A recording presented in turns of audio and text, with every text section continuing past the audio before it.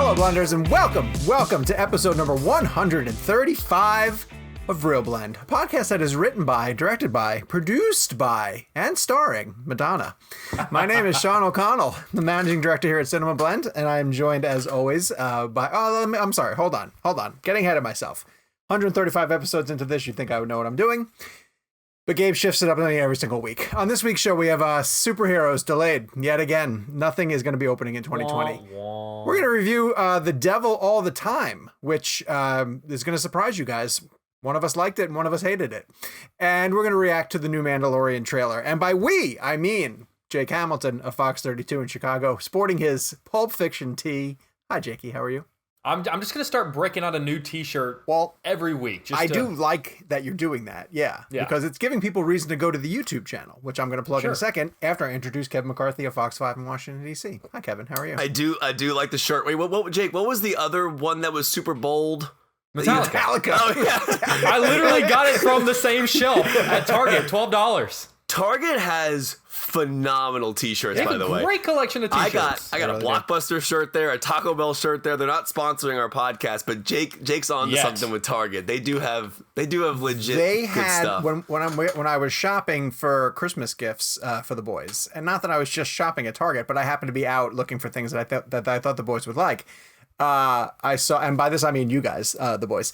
They had a t-shirt, and it was the perfect blue and yellow combo, and it said "Make it a Blockbuster evening." But they didn't have Kevin's size. I was so upset because I really wanted to get that one for him. So, well, I appreciate you thinking of me, but I do want to say, because I know we're not getting to this on the show today, but you mentioned the boys. If anybody is watching season 2, episodes 3 and 4. I haven't watched 4, but I think like 3 was good, but I just think as a whole, like 3 was fun, but like Jake, overall, I'm not into. I feel like my concern is that the novelty of that show has worn off for me. Oh, dude, like episode beyond 3. like beyond the bit, which is like, what if superheroes were assholes? I feel like there's not. I'm worried that there's not as much there as season 1 led me to believe. Watch episode 4. Stormfront, man. Stormfront's my jam. All right. Well, we are the podcast that answers what if movie critics were assholes, essentially. That's our bit. Housekeeping. We're on YouTube, and that's going to be really important this week. We've got 84 different YouTube channels. We do. We have a lot of YouTube channels. 2 specifically is what Gabe would like to say. 2 channels. That's not a lot. So we would like for you guys to head over there and subscribe to them, because on one of them, we play the entire show in video format. And that's why Jake wears his fancy t-shirts. That's why Kevin gets dressed up from the waist up in a jacket and tie. And that's why I'm wearing my Fantastic Four t-shirt for you guys to appreciate. The other channel is Clips, where we pull out segments from the show, interviews that we're doing. Sometimes we have spoilery type things that we get from people in our interviews, and we can run them on the Clips channel. So please go over to YouTube, search for ReelBlend, and give a subscription and a like to each of those channels. And of course, I want to remind you guys that starting tonight, okay, so wait, I say tonight because we're recording this on Tuesday, but it's going to be going all week long. We're going to be partnering with Warner Brothers Home Entertainment, and they're going to be playing documentaries on their YouTube channel for a lot of the filmmakers that we've been praising on this show. Martin Scorsese, Clint Eastwood, Stanley Kubrick. The Kubrick one is about The Shining specifically. The Scorsese one's about Goodfellas. We recorded introductions for each of these documentaries, and then the ReelBlend guys are going to be live tweeting during the screenings of these documentaries. You're going to be using the hashtag WBFilmmakers. So we would love for the Blenders who are listening to this to please head over there. They start at 8 o'clock Eastern every night for the rest of this week, and then Monday and Tuesday of next week. They're going to have Spike Lee is doing one for, I believe it's Malcolm X. We have Frank Darabont talking about the Green Mile. So just some really great documentaries, and hopefully some really good conversation between us and the Blenders. So please join us on social media using the hashtag WBFilmmakers. Does Warner Brothers not own the rights to Shawshank? I know it's a Castle Rock film, but I don't know where Castle Rock falls. That's a great question, because Darabont has The Mist and Shawshank. Right. And then don't get me wrong, I love Green Mile, but I just think it's interesting that that's the film that they chose to do the documentary about. It has to be something to do with the fact that they don't have rights to The Green Mile. To Shawshank, because that would be the one that I would choose. And The Mist. I don't know what studio The Mist is, but God, The Mist is incredible. I love The Mist. That's like an underrated horror gem. One of the greatest endings I've ever seen in a film. Did you guys ever watch it in black and white?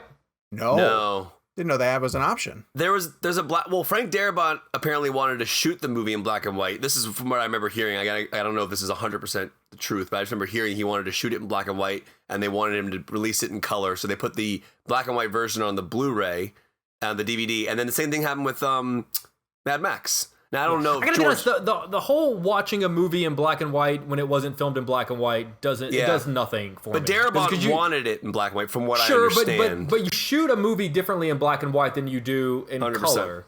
So just straight up putting a black and white filter on your movie, it doesn't really like the whole I'm gonna go back to see Mad Max, but this time it's in black. Like it doesn't. I wonder what's the choice behind it. Like, what's the creative choice? I don't know that Miller was ever initially releasing that movie in black and white, but I mean his was like the black and chrome, so it was like more that was the idea. But Jake's right though. When you shoot black and white, your lighting is completely different. It's a very different setup. It's a different. I mean, I think one of the greatest black and white films I've seen in our modern filmmaking was Good Night, Good Luck, which I thought was that was black and white, right? That was outstanding. That was because everybody was smoking in that movie, and smoke adds so much to it. Amazing. Another one, Conrad L. Hall wanted to do Road to Perdition in black and white. And I don't know if you remember, there are some shots in that movie that would have looked gorgeous in black and white. And let's talk about Roma, obviously, of course, Alfonso choosing to shoot in black and white, and later this year. I did not realize until those pictures came out that Mank is going to be in black and white. Yes, it is. It's going to be, but he'll do digital. Fincher will do digital, I'm sure. No, it's okay. Here's the thing. Kevin's heart just broke a little. Just a little bit. Whenever you say that, I feel bad for Kevin because I feel like I know that deep down a single tear rolls down his cheek. Fincher is one of the few filmmakers who I think utilizes digital well. I mean, The Social Network makes perfect sense. Digital concept, digital storyline, digital movie. I mean, I still appreciate his film look. I mean, Fight Club, Seven, The Game. Those are all shot on film. Benjamin Button would have been film, right? Benjamin Button's a beautiful film. Looked like it. Gabe, can you look up his cinematographer for Mank while we move on to the...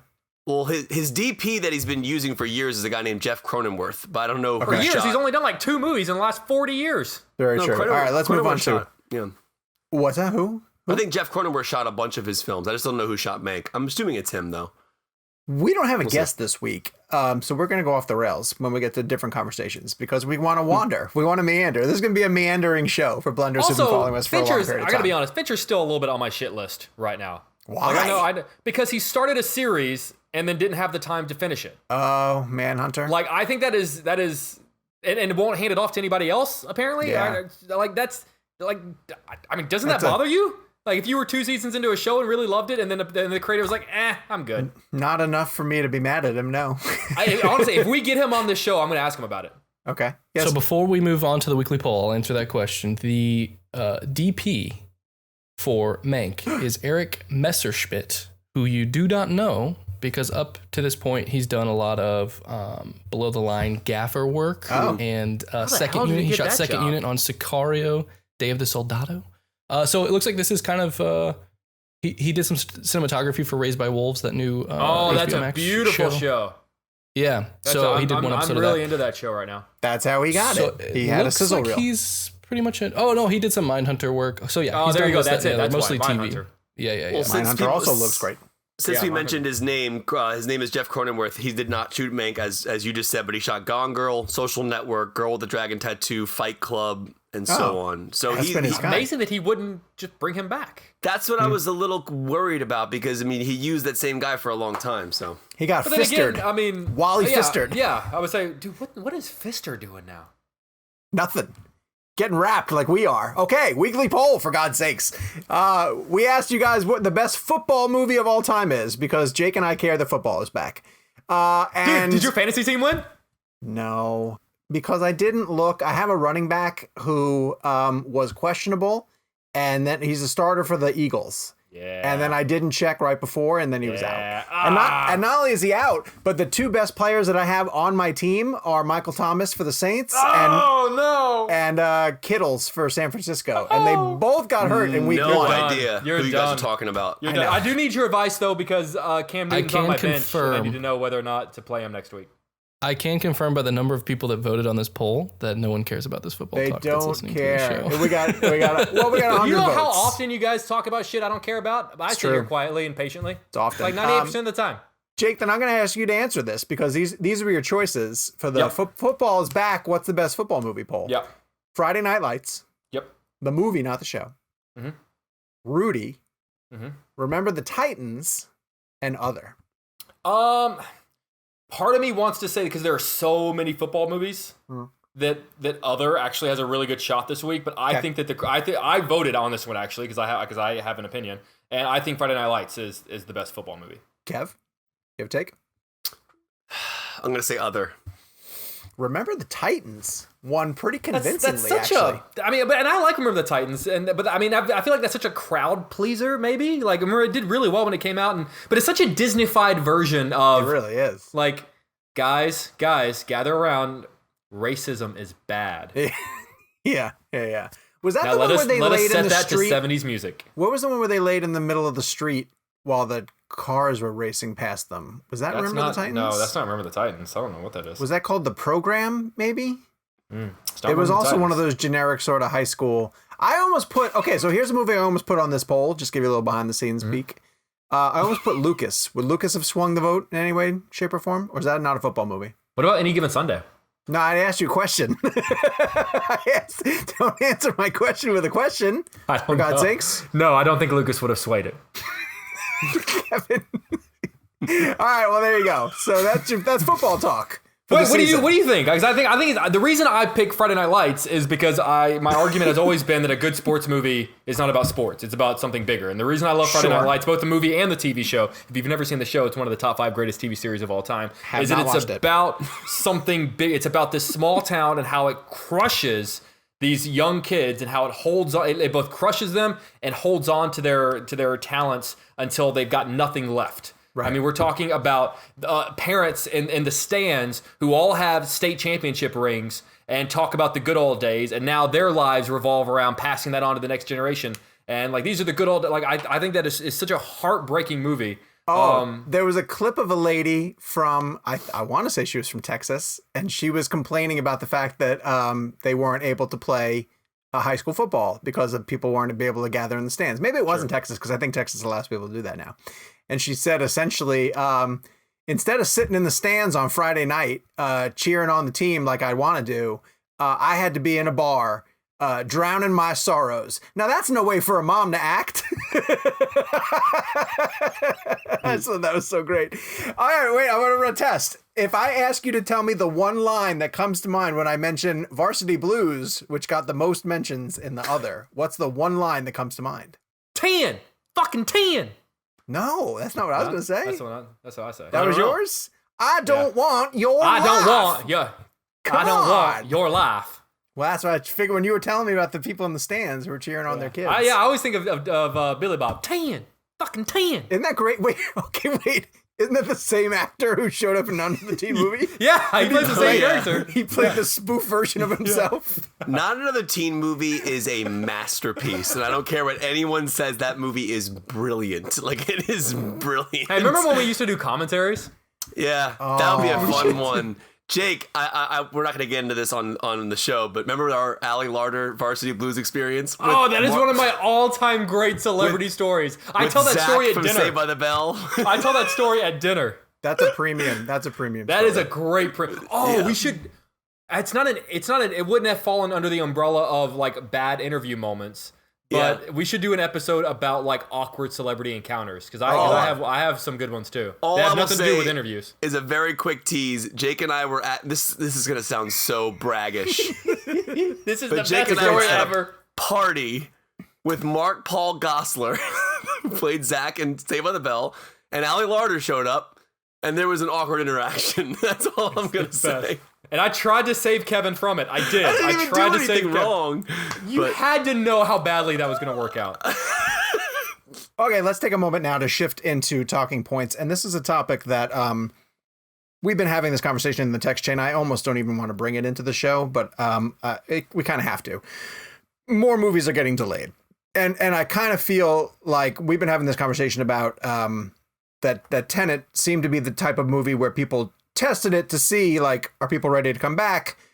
It's not doing quite as well as we wanted to, and the studios, well, Warner Brothers in particular, and then some of the other studios around it are panicking and getting out of 2020. And I personally believe, and the guys may disagree, but I don't think we're going to see anything else open in 2020, because the big ones that have just shifted as we were heading up to the recording of this show, Wonder Woman 1984 pushes back to Christmas Day from October 2nd. Now, Warner Brothers at the time said that Dune is going to stay where it is on the 18th of December, but that makes no sense from a business perspective at all. Why would Warner Brothers compete with themselves with two massive blockbusters? Also, Wonder Woman's an IMAX film. Yeah. And Wonder Woman's going to be playing in certain types of theaters that Dune would also require. Yeah. Remember, like, these movies, nowadays, if you look at, like for example, A Quiet Place Part 2, you look at the poster for that film. On the bottom of the poster, it says Dolby Theaters. They promote early on what theaters it's going to be in. So I don't think it's even possible that Wonder Woman and Dune could open at the same time. Kevin, let me ask you, like, with everything that's going on, does that sort of, like, throw those contracts up in the air? Because you look at, like, the IMAX here in Chicago, like, just not open. So Tenet didn't play there. Like, do you think that, like, with everything going on, that, I mean, like, is there I don't know, is there like an act of God clause in any of those contracts where they go, like, look, like, there's nothing we can do about it? Because there's no guarantee that even if these movies were to open, that IMAX would be available. Well, generally speaking, again, and this is speaking in very broad terms, when a film is released, if you notice all the pushbacks, everything's pushed back to a certain date so that it could stay within a window and still utilize the theaters it needs to utilize, right? Sure. So, like, for example, I always go to Skyfall. Skyfall is a great example where IMAX was a partner on that film. Deakins actually shot outside of his aspect ratio, the normal ratio, so he could get 26% more of the image. That way, when it plays in IMAX, they can say, oh, it's in IMAX, even though it wasn't really shot with IMAX cameras. So in that sense, yes, there are films that actually make contracts with the theaters and IMAX and whatever the other companies would be to run within a certain period of time. So to answer your question about IMAX, Jake, Tenet is still running through its IMAX contract. It's still playing in IMAX theaters across the country. Now, if certain IMAXs aren't open, like mine in the area, the Lockheed Martin or the Udvar Hazy, the Air and Space Museums, I don't think that nullifies, if that's the word, like the AMC IMAXs. Like Tenet's still, like, they're not going to shove another movie in Tenet's place right now. I would assume Tenet has a certain agreement of time. I don't know for sure, but I think that's what it is. But okay, and this is in my head related. It might sound weird, but, like, you think when a massive blockbuster comes out, there are all these contractual obligations that they have, and a lot of them are different, like, crazy, weird promotional opportunities one way or the other. You go to a grocery store right now, and you pick up a bag of Doritos, and all of them have Wonder Woman on it. So have they, wasted all of that? I mean, like, I can't imagine Doritos is going to come back, and because let's be honest, Wonder Woman's probably not going to come out this year. So let's say, like, it's pushed to, in theory, next summer. Sure. Like, is that money just blown? Like, does Doritos get to come back and be like, look, we did our part. Like, we put Wonder Woman on our bag. Yeah, because that stuff has to be done in advance. Oh, like, 100%. So far Absolutely. in advance. Yeah, I never thought about that, because the other types of contracts that are in play that have to get altered are these day and date, how long you could be in a theater versus when you can go to paid VOD. And look at how we've seen that change over the past couple of months. So to continue to build on that, Wonder Woman currently right now is on Christmas Day. Dune says it's the 18th, but we all expect that to move. I don't see how that's possible. I mean, I could be wrong. I mean, maybe Dune. You don't see how it's possible that it's going to move, or it's possible that they're both going to come out? They could both be in December. Oh, they're not going to. And the reason, not going to. Now, here's the thing. There is a theoretical way this could work. I mean, Dune could have just the Dolby theaters, right? And then maybe Wonder Woman gets the IMAX theaters because it's the same studio. I don't know how that's going to work. I just don't see a way that both of them are going to open at the same time under whatever obligations they have. That's not going to happen. You never see a studio open the two of their biggest titles near each other. They would. I think one of the things that's holding up Dune is they just don't know what weekend they would push it to in 2021. Because right now, 2021, the problem with that is that it's just stacked. It's stacked from wall to wall from things that have already been pushed back. And so there's another couple of big titles that are due.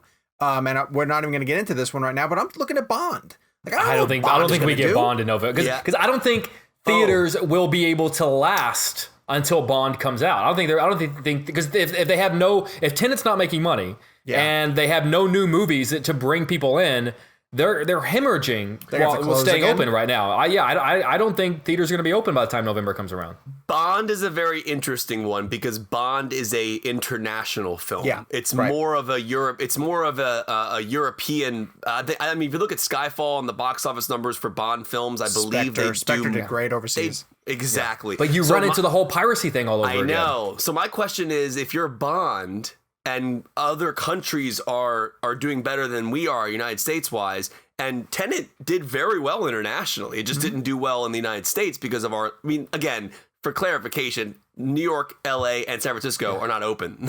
Those are three of the biggest movie markets in the country, and we're only 25 to 40% capacity. So I don't think box office numbers for Tenet in the US I think within the realm of what's happening in the world, they're saying Tenet's going to close between $300-400 million worldwide. I think that's pretty damn impressive. I think in the middle of a freaking worldwide pandemic to make between $300 and $400 million worldwide. Right. I don't understand why that's being written off as a failure. And that's the thing. And I kind of feel bad for Tenet in the sense that I truly believe that Christopher Nolan and Warner Brothers' intentions were to help bring back theaters, to employ the theater companies, and to bring the people back to theaters in a safest way possible. It just unfortunately didn't work out in the United States as well as they wanted to, because you don't have in New York and LA. You're losing millions of dollars by not opening up the theaters in New York and LA. So I think going back to the Bond question, though, here's where it gets interesting. Tenet did very well internationally. It is doing very well internationally. If you're Bond and your brand is more international than it is domestic, do you still open? Because is Bond really a movie you can spoil? Yeah, his last one. I mean, I agree with Kevin in that sense. I think people who want to see it are going to see it regardless. Like, I want to see the set pieces. I will still go see his final run as Bond. It doesn't matter if you tell me what the end of it is. But see, I would make the argument that his Bond movies are the only ones that have a real linear serial storyline. All the other Bond movies are just they're episodic. Like if this were a Pierce Brosnan, I'd be like, yeah, sure. Like, it's just another Bond movie. Okay. But like, I actually genuinely am very curious as to how they're going, because I think that there is going to be a sense of finality to Daniel Craig's Bond story. Sure. Yeah. And I'd rather not have that ruined for me. Stupid question, because I've admittedly not seen every Bond movie. Have they ever killed Bond? I brought this up on the air the other day and people ripped into me. I think they might in this one. No. But why not? Because like in the theory, in the same way that like Nolan killed Batman, like everyone knows Bond's going to come back. But if we are admitting as an audience that Daniel Craig's Bond, this is his one Bond story, why couldn't they kill him? Why couldn't he make the ultimate sacrifice? And with the obvious knowledge that he's going to come back in 5 years, like why couldn't we? I think they should. By the way, I've been doing a lot of watching of older films during the pandemic, and I'd never seen it before. I watched The Spy Who Loved Me for the first time over the weekend, the Roger Moore film. Oh. I mean, that is one of the most insane action films I have. Have you guys seen The Spy Who Loved Me? I don't think so. I'm telling you right now, it is one of the most insane and relentless action films I've ever seen. All right, this is the only thing I'm going to say about Skyfall, because I think this feeds into what we're talking about here, Sean. Yeah. So Skyfall box office, here we go, $1.1 billion for Skyfall box office, okay? It's great. 304 was domestic. 804 million was international. So if you're a studio and you look at those numbers, do you put it out internationally? I mean, I think you do. Yeah, I think you do. Because I also fear partially what Jake is saying, piracy. Which is that no, I don't think theaters are going to be open. Like, I would love for them to say, Wonder Woman moved and Candyman moved. We're gonna go to October, and we're just gonna play through October, November. Just jump forward. You're done. It's done. I don't even know how much press you have to do for it.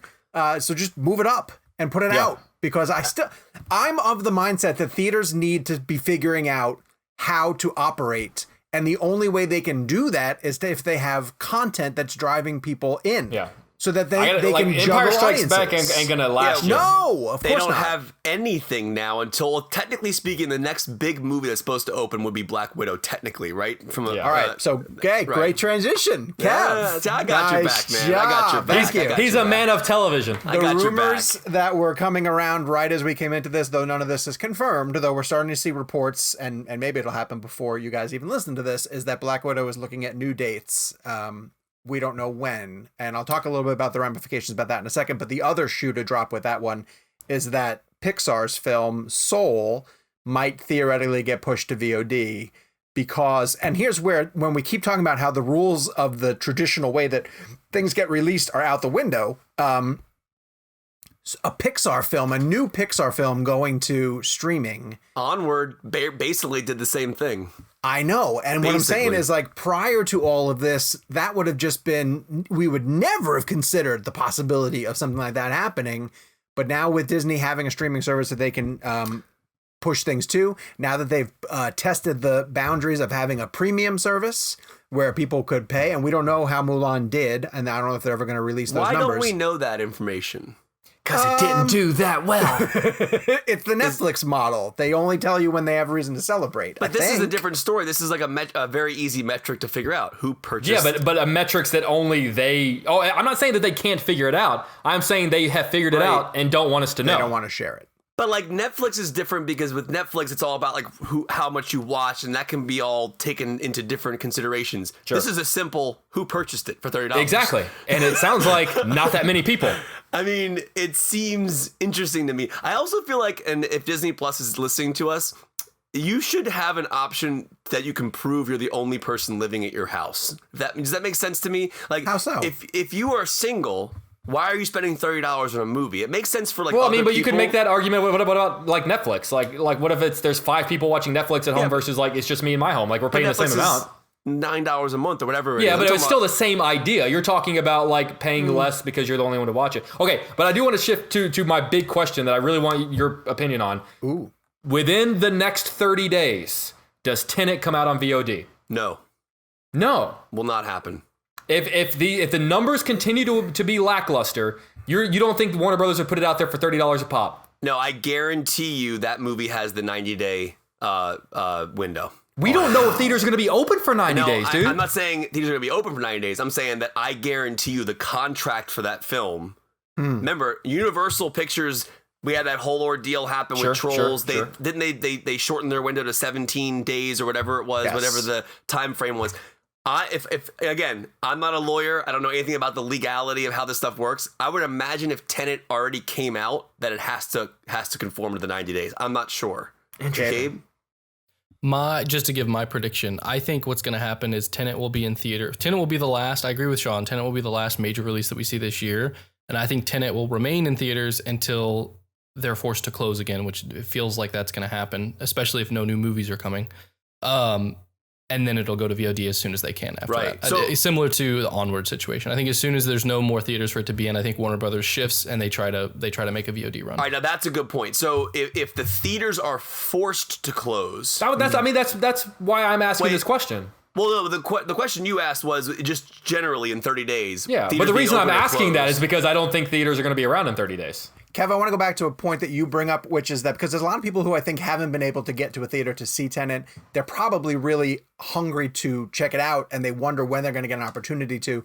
You say you honestly don't think it's going to go to paid VOD within the next 30 days. Do you think that that's a Nolan thing? Do you think he's holding hard and fast about it going to paid VOD? I don't really know. I would again, we all know that Nolan is preserving the theatrical experience. So I would imagine that he does not want his film going to VOD. I can't speak for him. I'm not sure. I just know how much he appreciates the theatrical experience, but we're in a very different time. So, here's the thing. We've all discussed this in the show before. I think Netflix's model in regards to how they do theatrical and then their release on streaming is more of a reasonable futuristic way to look at things. If you're going to give a movie a 2-week run or a 3-week run initially in theaters so that you force the theatrical viewing, then you give them the option for streaming. Listen, I want movies to play in theaters as long as they can. in a normal state, outside of a pandemic, obviously. But I think that you can't deny the future we're headed into. You can't deny it. It's not possible to not think of streaming. So in my opinion, you make a compromise, exactly how Netflix did. Throw Roma into a theater a couple weeks before it comes out, Irishman into a theater a couple weeks before it comes out on Netflix, and then you go see it that way. And Netflix doesn't charge you extra to watch it. Right. It's just part of your subscription. Right. And I think, in my opinion, to Jake's question, which is very interesting, if theaters remain open in the next 30 days, I can't see it going to paid VOD. If theaters close within the next 30 days, I can see Warner Brothers forcing that to a paid VOD at that point, because at this point, the movie has to make its money back. And it's has to be a business decision at this point. I mean, it has to be. I mean, they gave Nolan his theatrical run. It had its time. And for me, I wanted to keep going in theaters safely. But I also think that if theaters do shut down, Jake could be right. It could go to PVOD in 15 days if theaters shut down. I think it would do very well on PVOD. So too. Oh, it would crush. Yeah, now, it would crush. I have one request. If anyone at Warner Bros. Is listening to this, if you put the film on paid VOD, please put the aspect ratio shifts in the digital version. You're gonna ask for subtitles. Also subtitles, please. Please subtitles. If you guys remember, we had Damien Chazelle on the show, who was trying to watch Dunkirk, and he was trying to get Nolan's IMAX aspect ratio shifts, but the iTunes version of it didn't keep those IMAX shifts in it. So you have to go to the Blu-ray. Like I pop on Dunkirk once a week just to watch those IMAX shifts upstairs. And for me, that's the way Tenet should be seen. So if that's possible, anybody at Warner Bros. Is listening to us, please keep the IMAX aspect ratio shifts in your digital release. You know what's crazy is that, like, you say, when we had Damien Chazelle on the show, there was a moment when I was like, when the hell did we have Damien Chazelle on the show? Like, it's all a blur now, man. But to be honest with you, that was like the coolest thing ever when Damien Chazelle said that, because I was like, dude, you're like, you literally watch films like we do. It's like the fact that you're like renting Dunkirk on iTunes and not getting your IMAX shots that you want. And complaining about the aspect ratio. You sound just like us. That's exactly how. He modeled Fletcher in Whiplash after Gabe. You know that shot of Fletcher in Whiplash when he's like, yeah, that was Gabe rapping. That's he modeled him after. I actually did. I did 2 weeks of mocap. And it's just him going.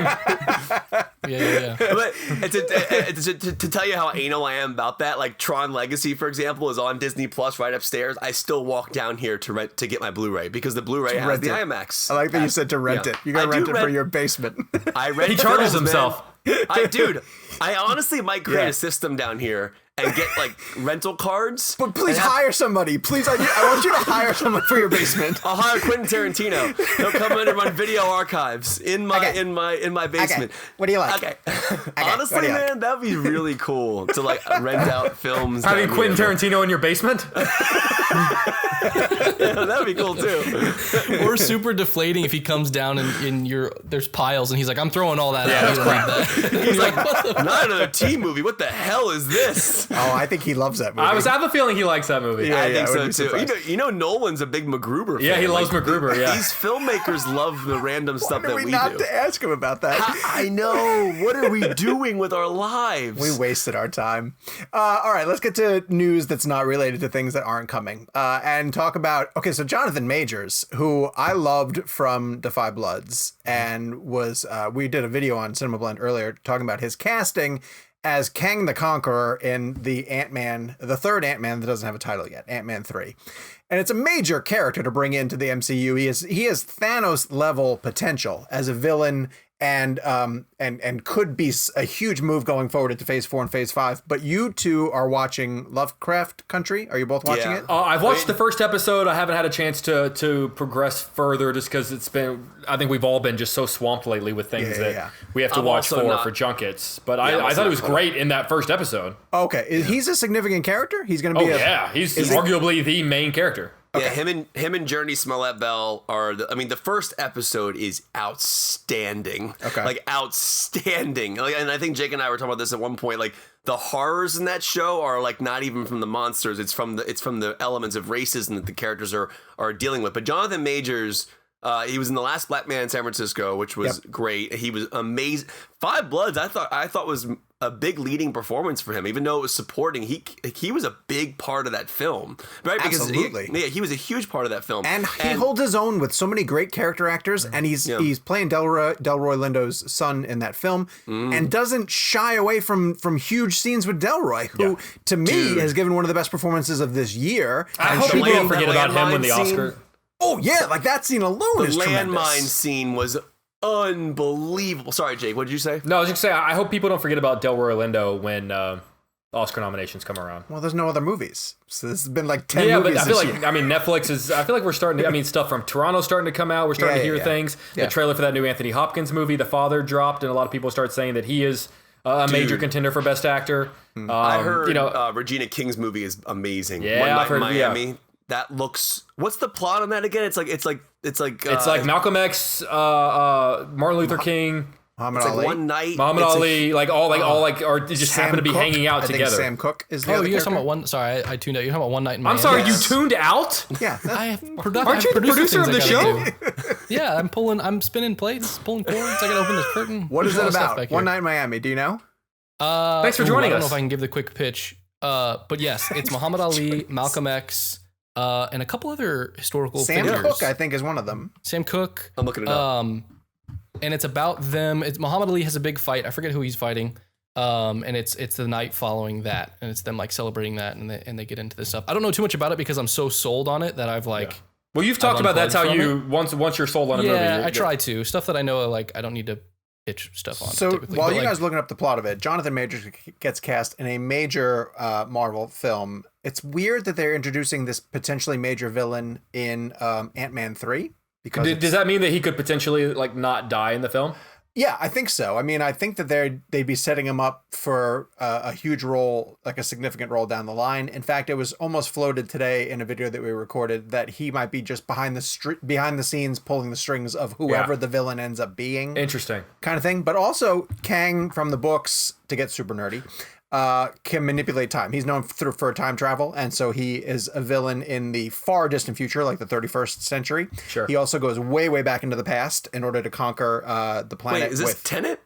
This is Kang, the Marvel villain. Yes, he inverts, and it's possible that the Avengers traveling through time in Endgame might have awakened him or opened some type of portal that will allow him to come up. The only thing that gets frustrating is like it's great casting. I think he's going to be amazing. It's cool that they're moving forward with Ant-Man 3.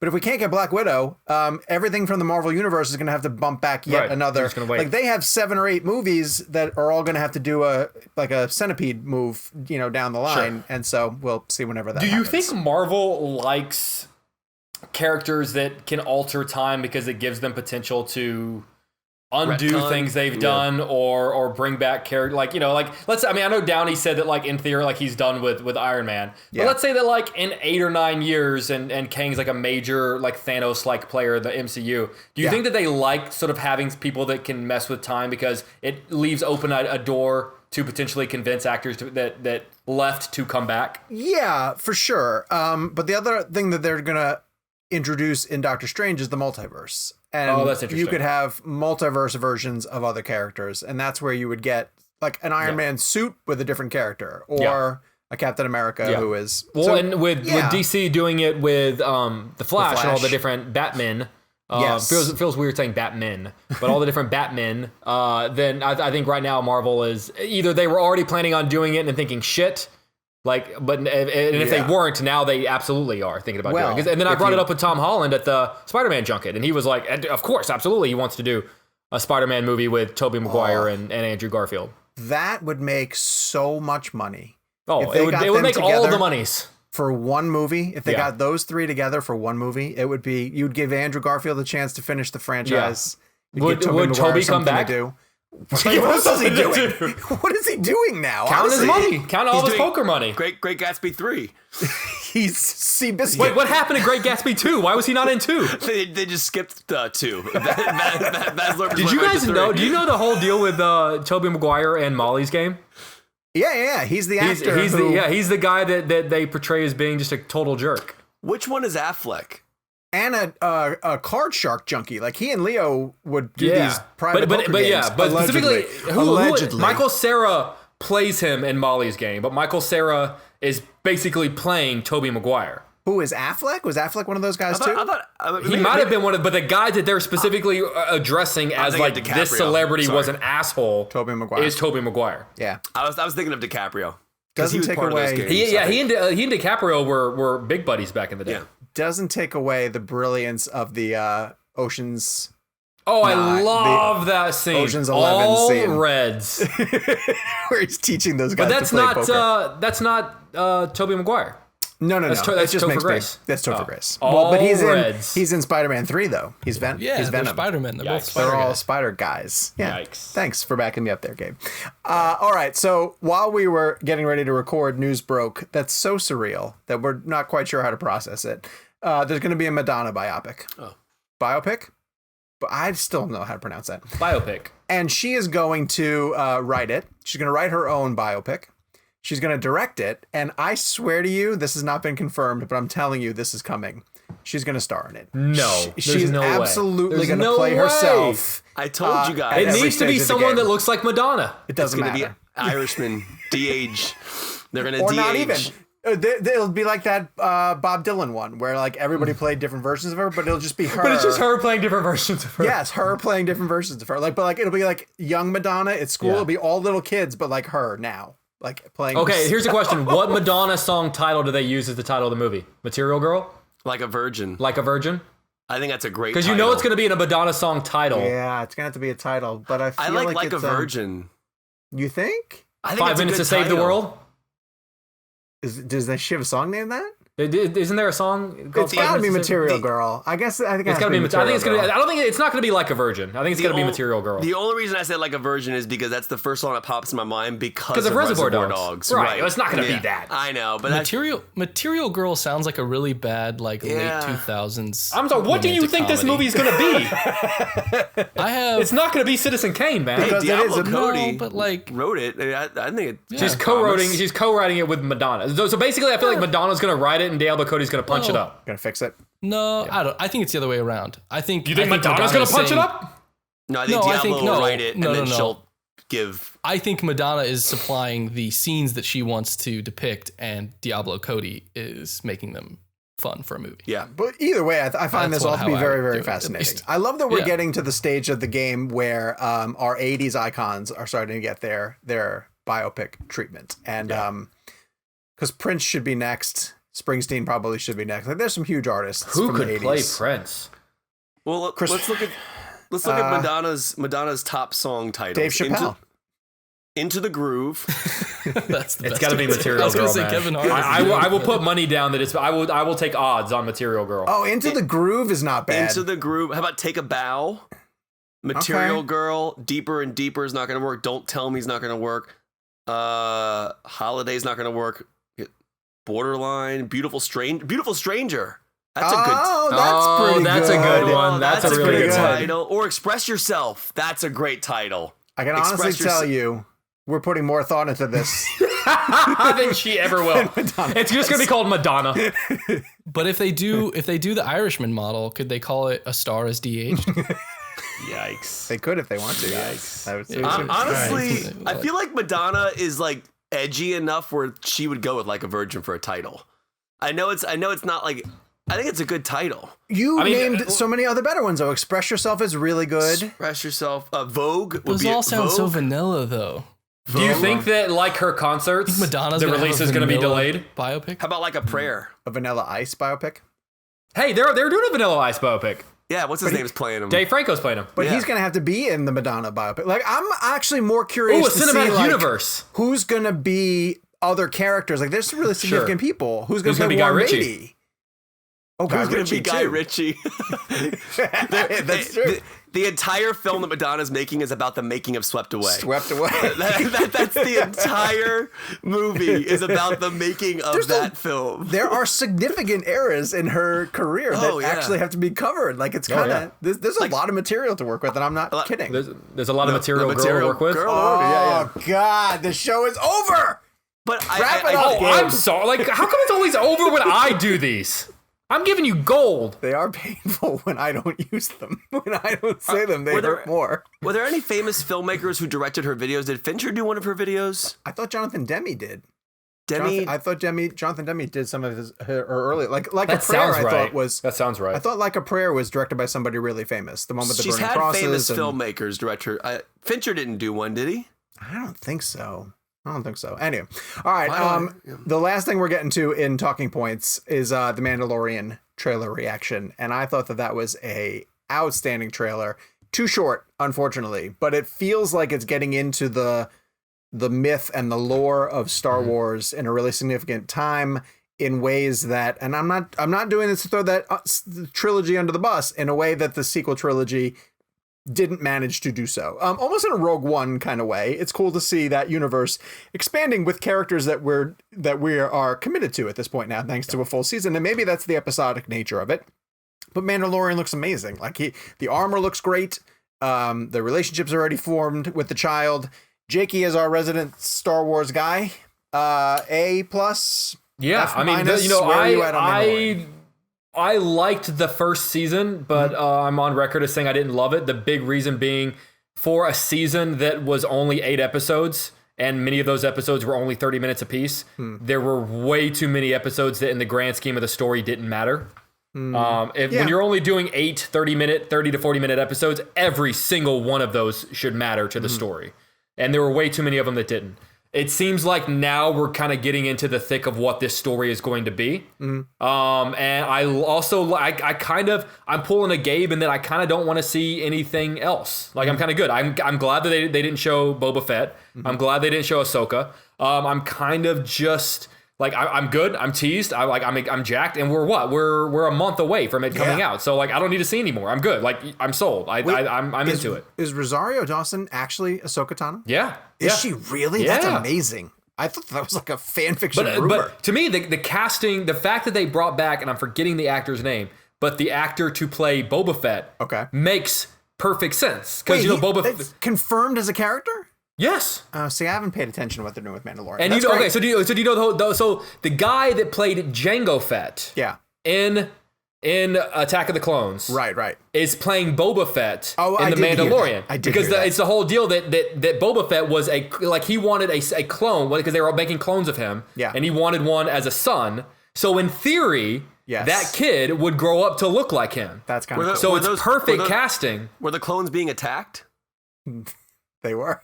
It was called Attack of the Clones. I think we do need guests on this show. By the way, David Fincher directed the Vogue video. God damn it. Did he? Isn't that cool? Being wrong. Black and white. Well, then you must hate it a lot. So moving to Devil All the Time. Well, no, Mandalorian. I just want to say the trailer is amazing. Okay, That's all I wanted to say. I mean, you guys, Jake hit everything that but it's a great trailer, great teaser. I was very excited about it, and again, a show that normalizes and uses practical effects as much as they can. Baby I feel like they are spending more money on this season too. It looks better. It looks huge. Fantastic.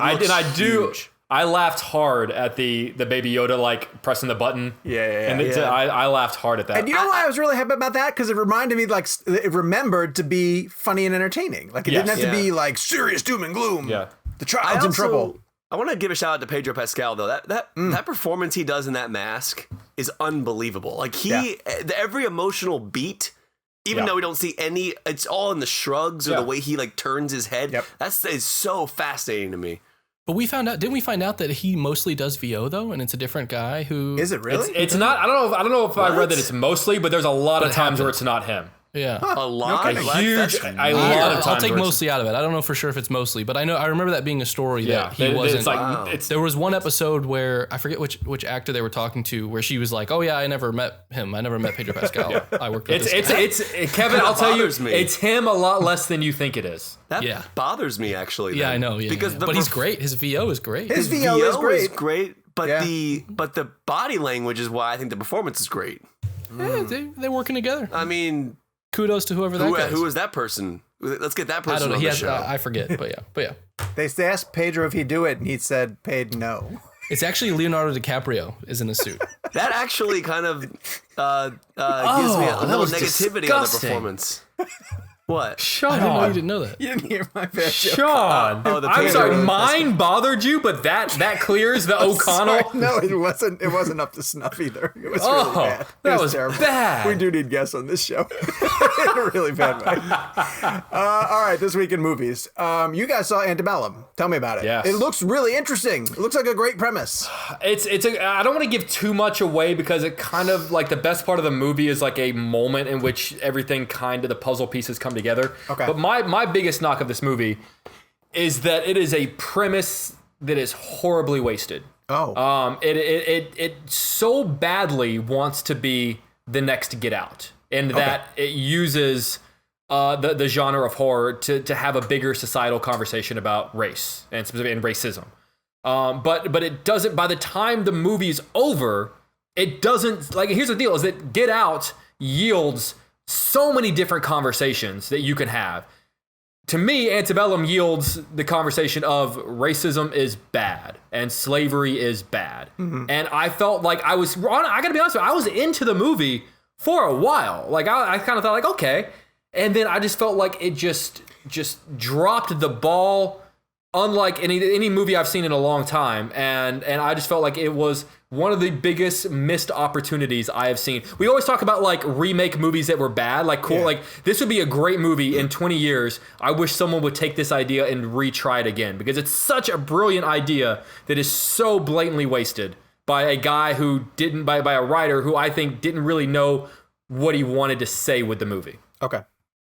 Are you able to at least explain to me why the trailer has shots of them in present day? I'd rather not because I feel like that ruins Kevin. I mean, So that's actually what I was about to say. So the trailer gives away the whole thing. Really? So it's not a spoiler technically to mention it. I did not know anything about it. So my experience, Jake, did you know about the twist?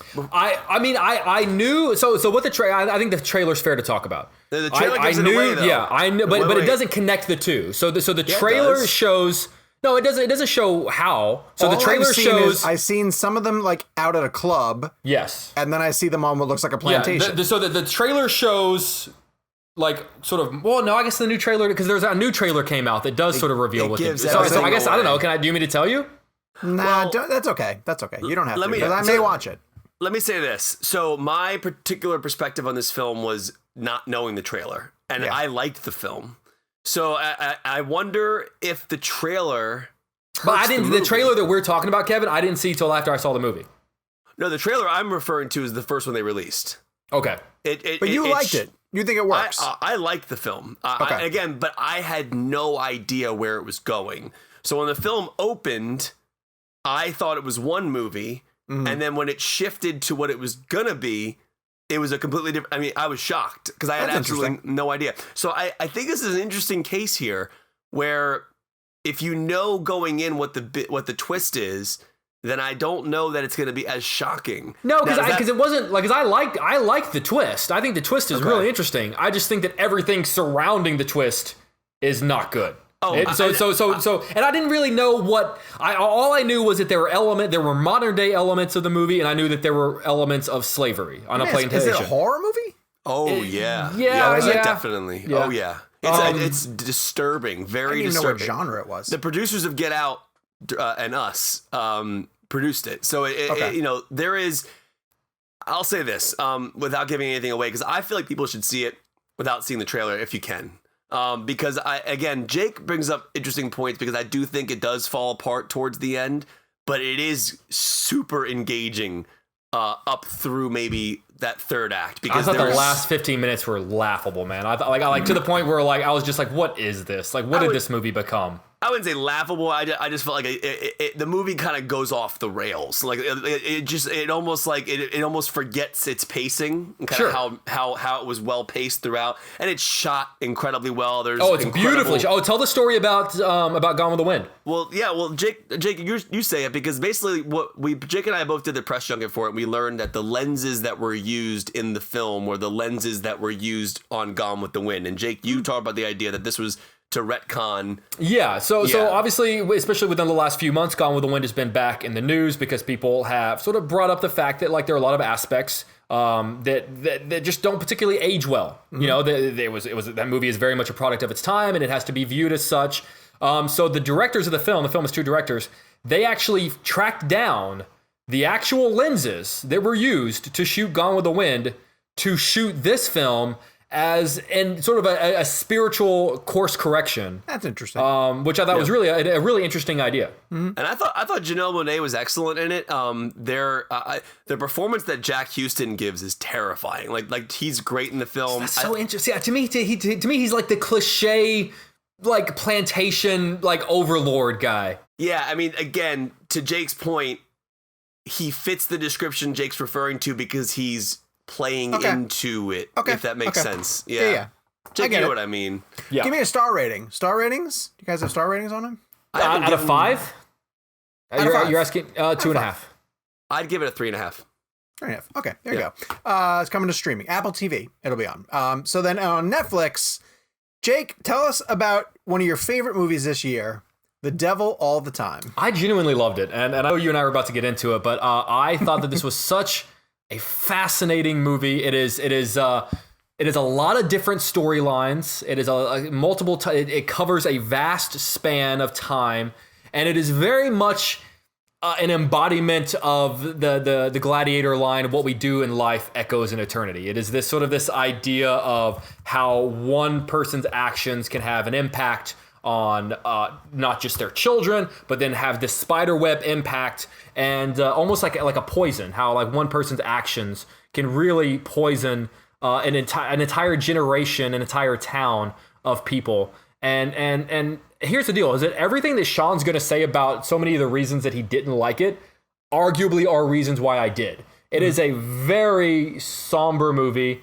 It is a downer of a movie. It is not a movie that you walk away from in a chipper, happy sense. So many of the characters in the film end up in a very unhappy place. There's not a lot of redemption, but I just thought that it was such a difficult task, covering this wide span, not just a massive span of time, but multiple storylines in a mass. So it's like spinning 10 plates, but walking a mile while you do it. And I thought that they did it beautifully. All of the performances, it's an incredible ensemble cast. So many of the performances I thought were top notch. And by the time I didn't think that there was a false note. I didn't think it missed a beat. And by the time the movie was over, everything, even though so much happened, everything made sense to me. All of the characters' actions made sense to me. And I was just kind of felt like, wow, like that was like, to me, it felt like a Coen Brothers movie. It felt like an early Coen Brothers movie. Like something they would have made early in their career. And I just genuinely thought it was fantastic. And it's all, I mean, granted, this means less because we're seeing fewer, but I would say it's arguably guaranteed to be on my top 10 list by the end of the year. And I want to give the director credit because he shot 35 millimeter, which doesn't ever really happen on Netflix movies. Netflix generally has their filmmakers shoot digitally. I know Irishman had 35 millimeter aspects to it, and also digital cameras, but the director, Antonio Campos, is that how you? Mm-hmm. Yep.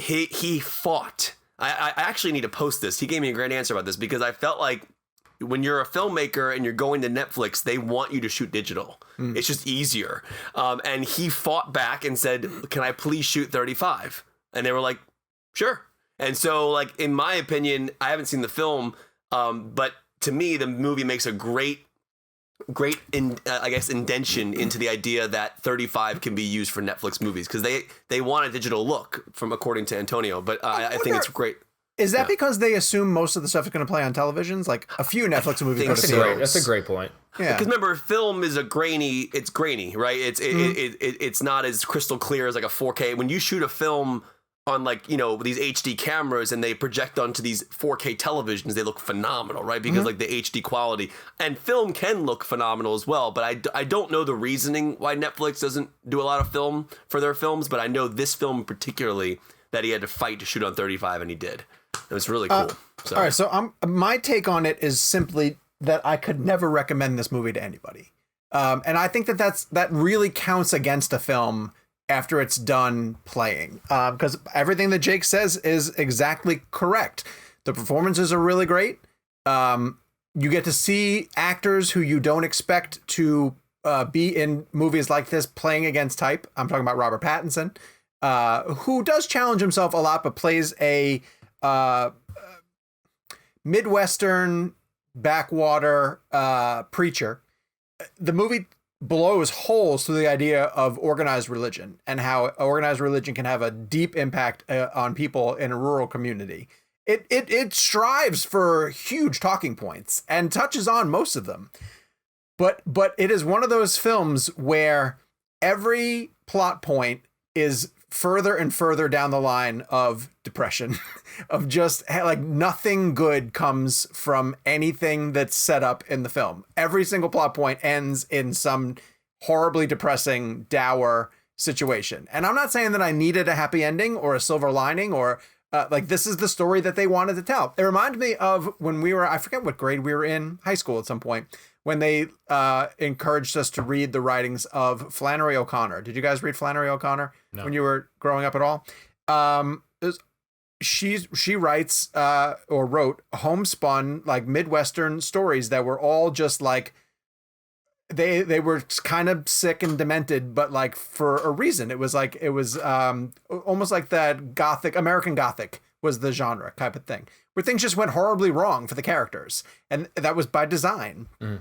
And so when I got to the end of the movie, while I appreciated everything that they were going to do, I imagined running into like people at a party and they'd be like, oh, cool, what's a great movie that you've seen recently? And if I ever told them The Devil All the Time, they'd come back and lynch me, like essentially. Like you can't recommend it to anyone. It's 2 hours and 20 minutes of just a steady march into pure depression. And so, yes, everyone in it is good, but hot damn, that is a depressing film. I want to address one aspect of this movie, which I don't want to say everyone's talking about, but I saw one person bring up on social media and it caused a ripple effect. Yes. Okay. So I saw someone tweet about this saying, hey, just a heads up, like there's a horrific dog death in the film. So be careful. And then everyone was like, okay, well now I'm not going to watch the movie. Which I was like stunned that you were recommending it because you're such a dog person. Okay, yeah, but here, and I obviously like I can't watch a movie, and I'm not saying that scene didn't have an impact on me, but and this seems like the most horrible justification. No, you don't see the dog. You like the thing that happens to the dog. You see the aftermath of, and it's horrible. It is horrible to see the aftermath of this thing that happens to a dog.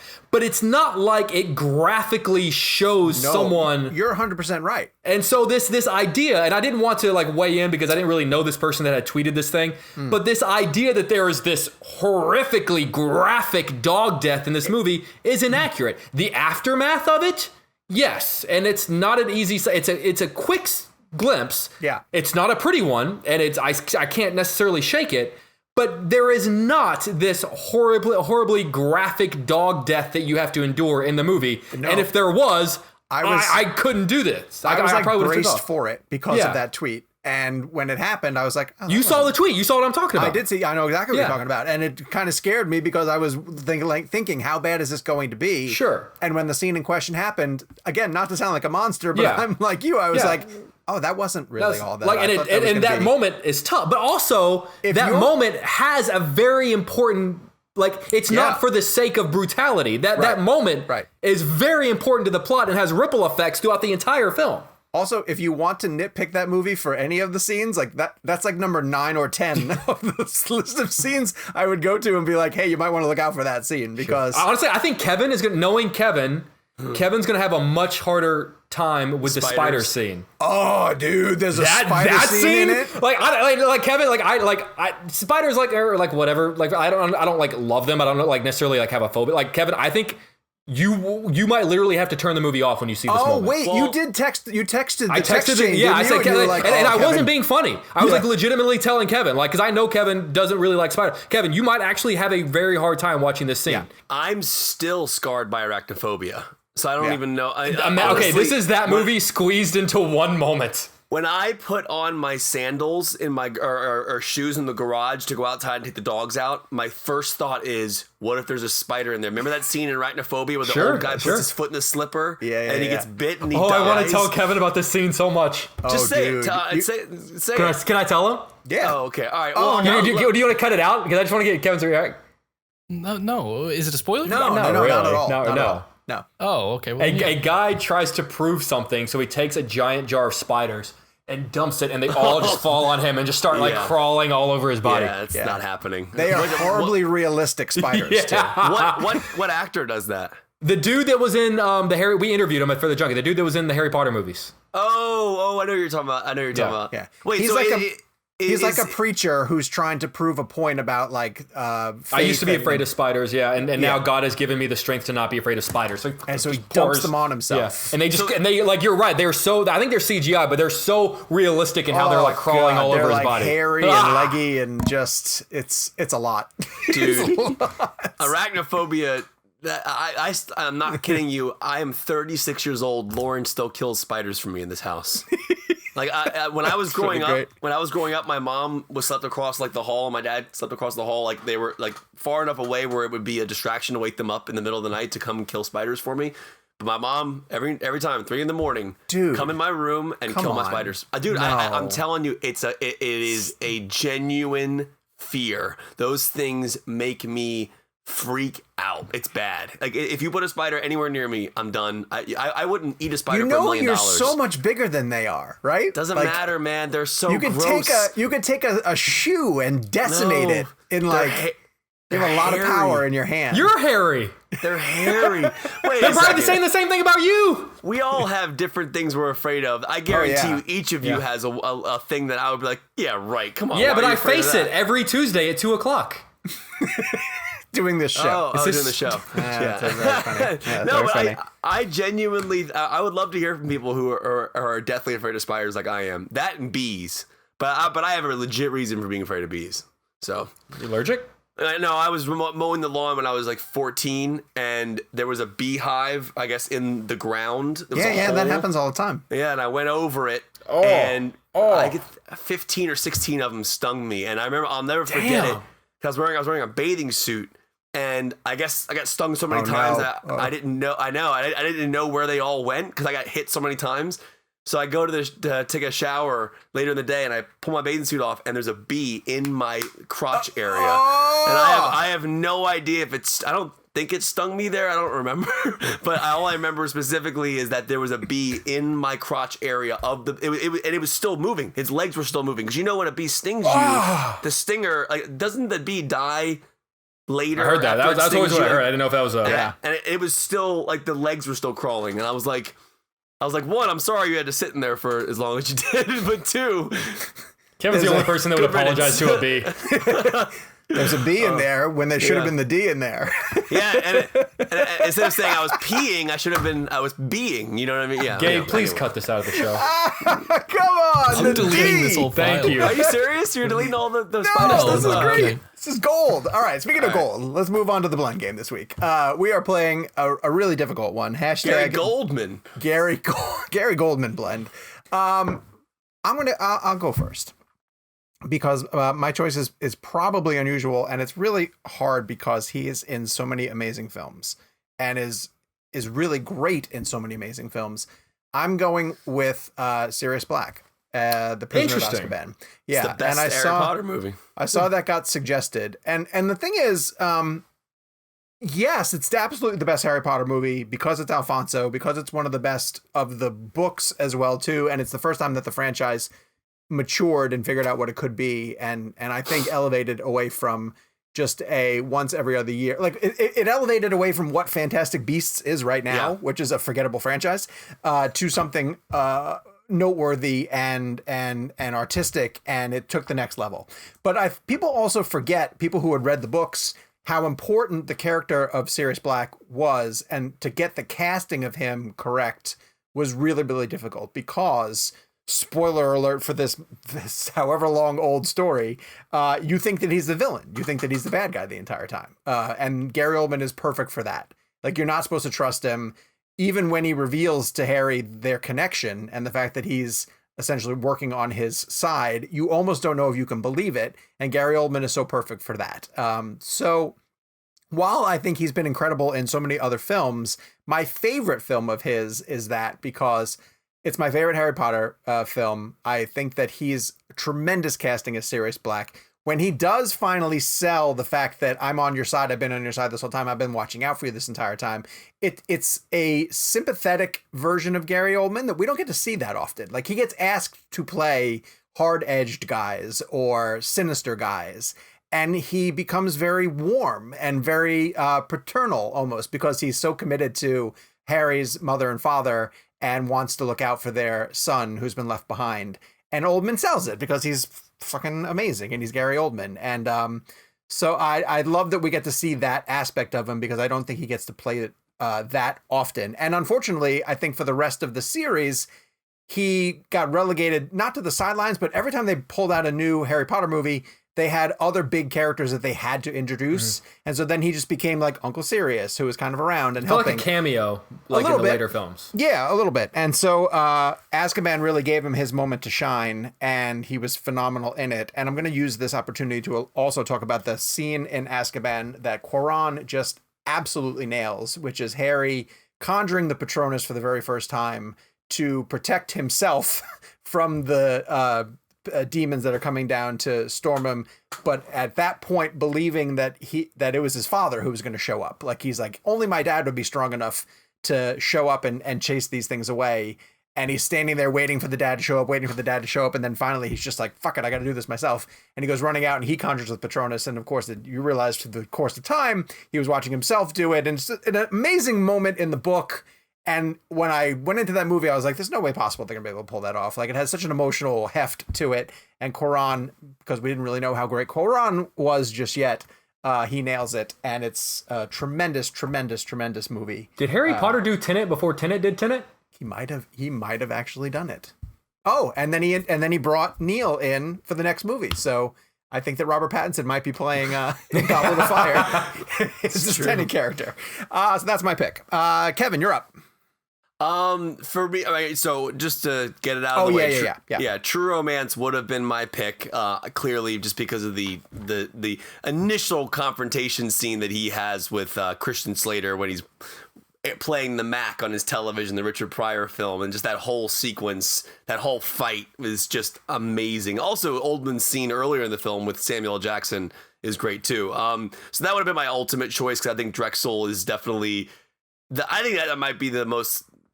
I don't know. I mean, you can go to Hannibal too, but that might be the most disappearing I've seen Gary Oldman do in a role. I mean, I think Drexel is so outside of who Gary Oldman is, but just the makeup and the hair. But I mean, I know, Jake, we talk about Hannibal sometimes. He played what's his name? Mason Verger. Mason Verger. I mean, that was one of Hannibal's earliest victims. I mean, but he wasn't. And also, don't forget Churchill. Yeah.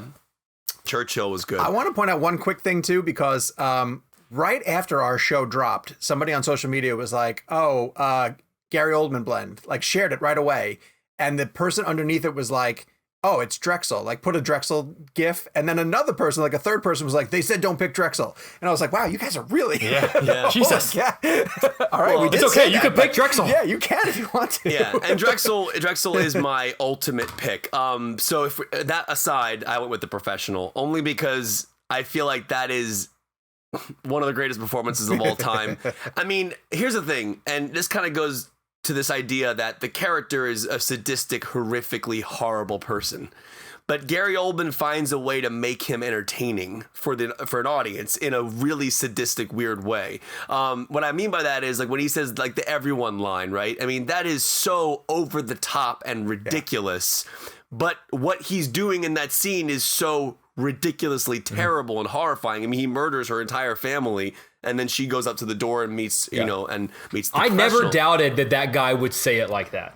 Yeah, and I think there was just something about the theatrics of the way that character worked, the way he would, like, walk into a room. Again, horrible individual, but it's the same reason why we watch films like Pulp Fiction, and we kind of go along for the ride with Samuel L. Jackson's character or John Travolta. They're murderers, they're hitmen, they're killing people, but we are entertained by them, by their discussions or the way they act or the way they move. You know, it's the reason why we laugh when Marvin gets shot in the face in the car. It's a tone thing. We're not saying that the characters themselves are good people. We're saying that the entertainment comes from the way it's portrayed. Professional's a dark film. Horrifically dark film. A great story, and I think Natalie Portman's performance is brilliant in it. But Gary Oldman is so menacing and so disturbing. It's like, it's hard to explain it. Like when you have a character who's a villain that you want to see more on screen because the actor is so good at bringing the villain to life that it creates this strange sense of, like when I watched Black Panther, for example, I wanted more Killmonger. He's the villain in the movie, but the character was so over the top and like very emotional, but also played into some very entertaining ideas in the way he did things. I find that to be a strange thing as an audience member. I want to bring this up too, because I would love to break down when actors choose to over the top it versus when they underplay it. And I'm saying like a Nick Cage doing Castor Troy or Gary Oldman in The Professional. Castor Troy's a perfect example of a villain that we are entertained by. That's a great example. And both actors get the chance to ham it up when they are him. But I don't think, and having just rewatched Black Panther, I don't think Michael B. Jordan ever over the tops it. You know, he kind of underplays it a lot of times. There's some moments where he plays into the theatrics of it, kind of in the beginning, specifically when they're stealing the vibranium and he runs in the car and kisses his girlfriend, like overly kisses her. Like there were aspects of his performance, or like when he walks in and says, "What's up, Auntie?" Like there were elements of the way he did things in the film that were a bit more, in my opinion, is this your king? That's the best. Oh, God. Those are a little more theatrical. Those are a little more like you have a villain taking a front stage and kind of doing something more theatrical with the performance. Now, again, Black Panther and Killmonger is not even in the same boat as like Gary Oldman's character in Professional, because there's two different storylines going on. I was just kind of coming at it from the angle of there are ways that villains become entertaining in films. I find it interesting, like Silence of the Lambs. I mean, I don't even know if you would consider Anthony Hopkins the villain in that film, but you still find him entertaining. We enjoy his presence on screen, even though he eats people. And I find that to be a very interesting thing as an audience member, that we can engage with horrible people on an entertaining level. Castor Troy is probably one of the greatest examples you could possibly bring up. Drexel, another great example. Horrible person, but entertaining to watch. So his character in The Professional, it's funny, I almost went with The Fifth Element as well. Just over-the-top, eccentric characters that are villain-esque, I guess, if you want to put it in that regard. So Professional to me is just that perfect through line of a story that I love, but I also love when he shows up in the movie, even though he's a bad person. And to me, I think Oldman just plays it on a theatrical level that makes it more entertaining. But the tone of the film still stays within its limits. And I think that's kind of a cool thing that he does as a performance. So that's my pick. Great choice. Jakey? I chose this. Jake, I saw you look at me just now when I mentioned something. Oh, God. Yeah, look at that. I went with Mason Verger from Hannibal. On YouTube, folks, Jake is showing us a photo of Mason Verger. I love how Jake played that off, because I said, who's the character he played in Hannibal? Jake was like, was it Mason Verger? Like, you already knew that. Is it Mason Verger? Yeah, I mean, this is this is an example of a guy who's already the ball's already been brought to the red zone, but he takes it and brings it in for the touchdown. I mean, like the makeup obviously more football references, like, Jake. That's what the show needed. Exactly. The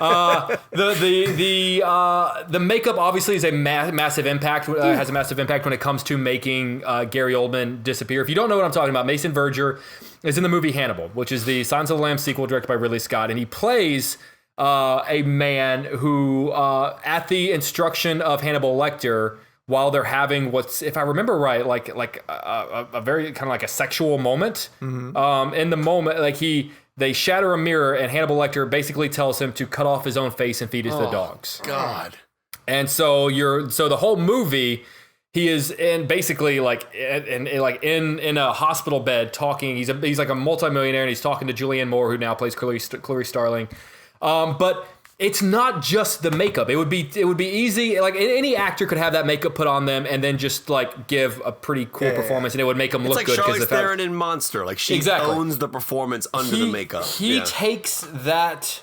I mean, I love showing that picture to people and saying, "Do you know who that is?" And then people are like, "No," and I'm like, "That's Gary Oldman." They're like, "No." Like I love revealing to people that that's Gary Oldman. And in fact, whenever I got to interview Gary Oldman for Darkest Hour. And of course, the makeup brought up a great opportunity to talk about that. I got to talk about Mason Verger, which I loved. But that just even if he weren't buried under that makeup, it's still like a weirdly haunting performance in the same way with like what Ted Levine did with Buffalo Bill in Signs of the Lambs. The fact that like Hannibal Lecter can be in a movie and not be the creepiest person in the movie is astounding. And it happened, I think, with Buffalo Bill, and I think it happens with Mason Verger and Hannibal. The Buffalo Bill, no question, is like the Ted most Levine disturbing. is great. So Mason Verger, he's an incredible villain, but just it's a perfect example of Gary Oldman basically being handed like a gift and saying like, hey, like here's 98% of your performance right here with the makeup, and him going, no, like I'm gonna take it further. Like that makeup's not good enough for me, and he takes it and turns it up to 11, and it makes it like the makeup makes him better, but he makes the makeup better, and it's the perfect marriage of an actor not just using the makeup to like carry him in. He takes it and really runs with it. I do want to say this, and I think that's a great example of him. I think Jake makes a great point about that, because the makeup could have been a crutch, right? It could have been something he just hid behind. I'm only going to mention this because it is probably the worst movie I've ever seen, and I've mentioned it on the show before. Yeah. But Gary Oldman's is in a movie called Tiptoes, and it is I've never seen it. It is horrifically offensive, and probably next to Battlefield Earth, the worst movie I've ever seen. What is in the my story? life. Because it's got good people in it. What is the story behind this movie? I feel like we need to watch it. Here's the thing. Years ago, Gary Oldman was my favorite actor for a long time. I think he might still be next to DiCaprio, just from like a performance standpoint. But there was a time period where I was going through all of his work. I did this in high school with Benicio del Toro. I was going through all the... Do you remember... it's a random film of Del Toro's that I watched because I was doing the same thing, was Swimming with Sharks, which I had never seen before, with Kevin Spacey and... Oh gosh, he's in that? Yeah, I believe so, if I remember correctly. But so going back to Gary Oldman, I was going through his list, and I'm like, okay, yeah, I want to see Dracula. I want to make sure I see, all these films that he's been in, Sid and Nancy. And then I see Tiptoes. And then my friends in college were like, my two buddies in college were like, we should get that movie and rent it because it looks really bad. This must have been 7 or 8 years ago. I don't remember the story. All I remember is sitting there and I own it. I actually own the film. It's in my collection over here. I want to see it. I really want to see it. Let me pull it out. No. I mean, I want to watch the movie is what I meant. I know, but let me at least pull out Tiptoes at least. Hold on. Here it is. Look at this. Who is it? Kate Beckinsale, Matthew McConaughey.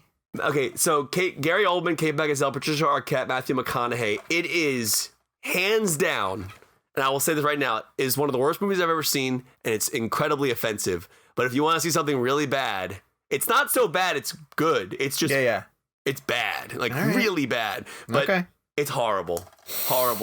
Gary Oldman.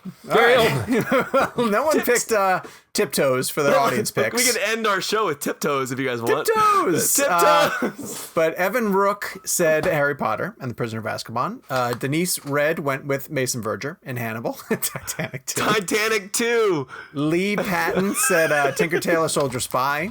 Kim Mason I gotta be Jr. honest, I've never been able to make it all the way through that movie. I've tried multiple times. Jake and I fell asleep twice.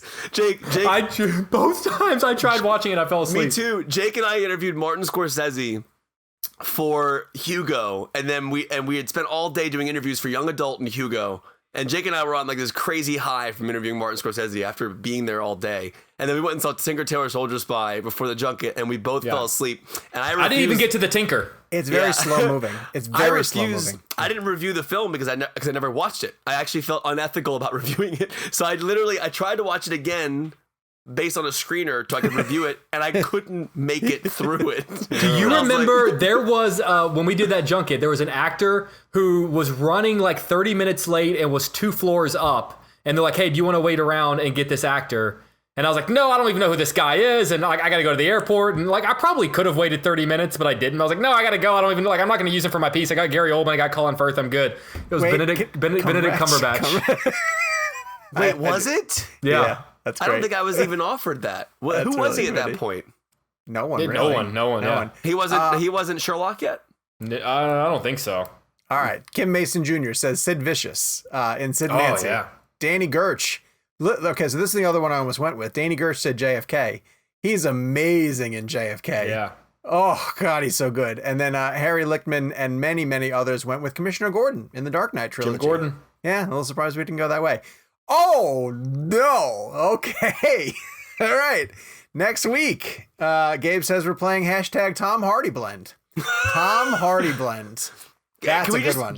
Can we just do Mask Edition? Yes, you got to do it only like his this. masked. Only no. I'm saying we only choose from his masked films. So that's all. So that's all of his movies. No, because I can't. I have to pick one and it's not a masked one. Okay. I have a very favorite one, and I can't wait to talk about it. Oh, in fact, I want to rewatch it this week because I can't wait to see it. So, if you want to participate in Tom Hardy Blend, no, do it Nolan style. Go to social media and use hashtag Tom Hardy Blend, or you can email us at ReelBlend@cinemablend.com. Oh my Nolan's gosh. listening to the podcast and the tears just rolling down his cheek. There was a guy in our hospitality suite today who was just ripping on Dunkirk and How did Tenet. it come up? Oh, Tenet. Okay. Tenet, and then but it was like an LA person who hadn't been able to see Tenet, was mad. Kind of the theory we were talking about. That's the argument I made last week. I never wanted Gabe to wrap somebody up more in my life. Is it someone we know? So bad. No, I don't think so. Yeah, we know this person. Yeah, let's I was keep trying to it save vague. you there, Kevin. Yeah, we'll keep it very vague. Text me who it is. But anyway, someone sent us a review at ReelBlend@cinemablend.com, and this comes from VHeard99, who says, I seriously love this podcast. Hey guys, I've been listening to you guys for probably 6 months, and this podcast has made work so much easier. Listening to you geek out about movies is so much fun. You guys even got me and my dad into Tarantino movies, and honestly, Once Upon a Time in Hollywood might be my favorite because of Kevin's obsession with it. Hey! But to end it all, love you guys. Thanks for the laughs and take care. That is from VHeard99. So thank you very much for I put on Hollywood again the other night just for like the 20th time. I just watched the whole. It's like a refreshing summer drink. Like it's so nice. I agree with you. There's nothing better than putting on that film and going, feels good. I'll watch 5 minutes. If he didn't have Pulp Fiction on his resume, it would be his best film. But I just don't know if he'll ever top Pulp Fiction, unfortunately. So we've seen some incredible support from everybody who had been backing the show. A lot of people have found us while you're in quarantine and have caught up with old episodes. We thank you very much. Welcome. Make sure you follow us on social media at ReelBlend. Go over to the Facebook community page. We have a Facebook community page. There is a Reddit sub-community that people can follow if they want to chime in and talk about all things related to the show. And you can follow the hosts at Jake's Takes, at Kevin McCarthy TV, at Sean_O'Connell. Drop us a review on iTunes. We will read them next week. We'll be back next week with an all-new show. We're going to record our bonus episode next with a really fun topic. And Gabe has something important he would like to say. Gabe. I was going to plug just that. Subscribe to the premium feed. Ooh, nice. Because we are deciding who's the best director of all time. My choice is going to surprise you guys. It's the director of Tiptoes. It is. Tiptoes. So until next week, the game. Tiptoes.